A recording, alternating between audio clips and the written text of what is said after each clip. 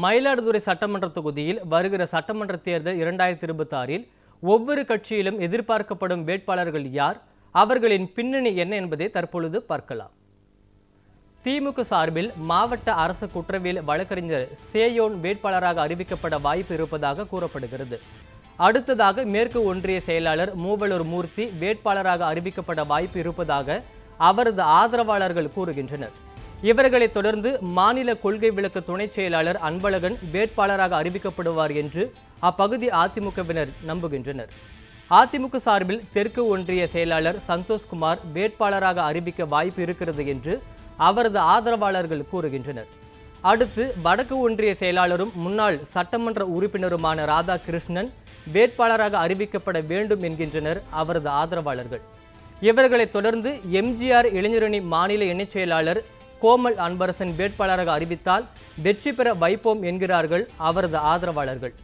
அடுத்து மாநில அம்மா பேரவை துணை செயலாளர் மார்க்கோனி வேட்பாளர் போட்டியில் இடம்பெறுவார் என்கிறார்கள் அவரது ஆதரவாளர்கள். இந்த வேட்பாளர் யார் என்கிற போட்டியில் முன்னாள் மாவட்ட செயலாளரும் ஒன்றிய செயலாளருமான செந்தில்நாதன் பெயரும் கட்டாயம் இருக்கும் என்கின்றனர் அவரது ஆதரவாளர்கள். பாமக சார்பில் மாவட்ட செயலாளர் பாக்கம் சக்திவேல் வேட்பாளராக அறிவிக்க வாய்ப்பு இருப்பதாக கூறப்படுகிறது. இவர் முன்னாள் வன்னியர் சங்க மாவட்ட தலைவராகவும் இருந்தவர் என்பது குறிப்பிடத்தக்கது.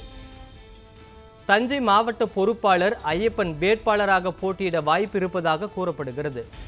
மாவட்ட செயலாளர் சித்தமல்லி பழனிசுவாமிக்கு இந்த முறை வாய்ப்பு வழங்கப்படும் என்று அவரது ஆதரவாளர்கள் கூறுகின்றனர்.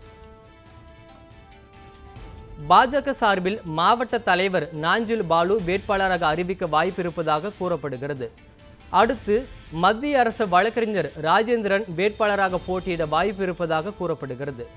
அடுத்து செய்தி தொடர்பாளர் வரதராஜனுக்கு இந்த முறை வாய்ப்பு வழங்கப்படும் என்று அவரது ஆதரவாளர்கள் கூறுகிறார்கள்.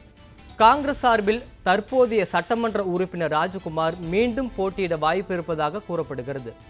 அடுத்ததாக மாவட்ட தலைவர் பானுசேகர் வேட்பாளராக அறிவிக்கப்பட வாய்ப்பு இருப்பதாக கூறப்படுகிறது.